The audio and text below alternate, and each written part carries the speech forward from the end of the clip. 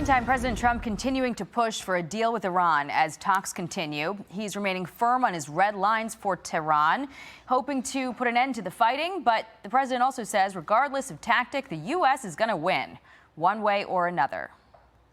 As far as Iran's concerned, you're going to find out what the deal is. But the main parts of the deal is they can't have a nuclear weapon. The strait will open immediately. I think we're doing very well, but we're going to see if we're going to win one way or the other.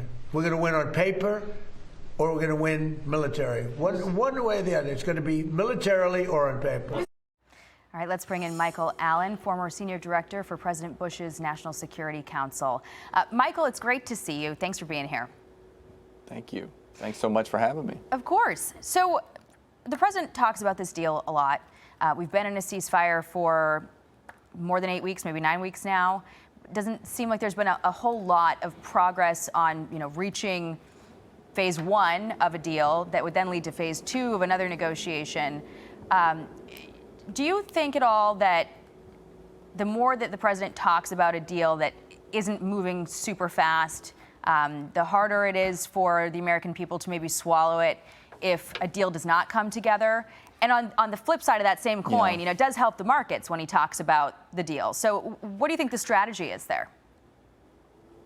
Well, I'm a little worried that we don't quite have the leverage that we need right now to force the Iranians to agree to what President Trump laid out, which are exactly the right objectives. And I'm glad that he's enunciating that policy on behalf of the United States.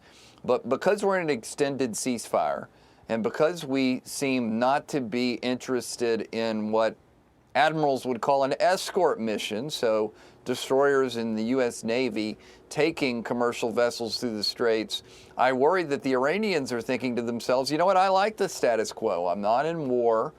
I am trying to weather this blockade, but I'm not sure that actually hurts the regime. It hurts the people, and they're asserting control over the straits. So I'm interested in what leverage that we can exercise going forward to condition the Iranians to come forward and make some concessions.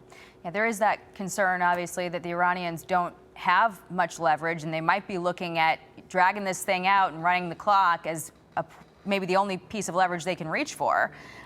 But General Jack Keane seems to share your concern. I want to play you what he said.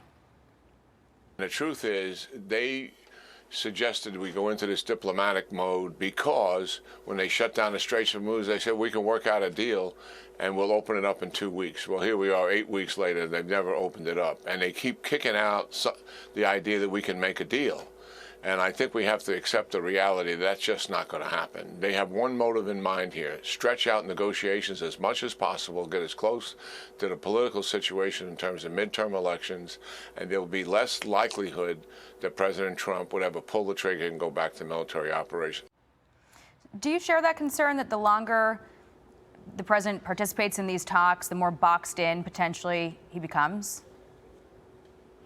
Yeah, I mean, I don't personally doubt the will and strength of the president. I think that he would resume the use of force under certain conditions. I'm just more worried about the messaging to them.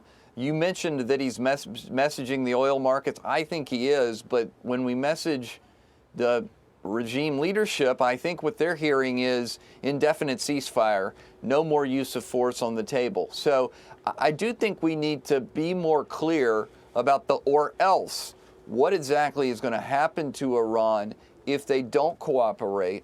How do we get them out of the status quo? I think the White House knows this, and we're seeing glimpses of it going forward, but we definitely need to articulate very clearly what the U.S. interests are and how we're going to achieve them. Okay. And there's been some analysis also, last question, that Iran is trying to make this negotiation apply to Israel and Lebanon, and you had the Hezbollah leader Qassem write yesterday, the ceasefire must be comprehensive with no separation between the South and the rest of Lebanon, no freedom for the Israeli enemy to kill in Lebanon. As long as the occupation persists, this resistance will continue. So they're basically putting the kibosh on the idea that there has been any continuation of this ceasefire. Do you allow that to apply to the broader negotiation if you are the president? I wouldn't. I would say this is a separate issue between a terrorist organization and Israel and doesn't have anything to do with our dispute with Iran. Okay. Michael Allen, always great to talk to you, sir. Thank you so much. Be sure to like and subscribe for all the Fox News latest on YouTube and catch full shows streaming now on Fox One.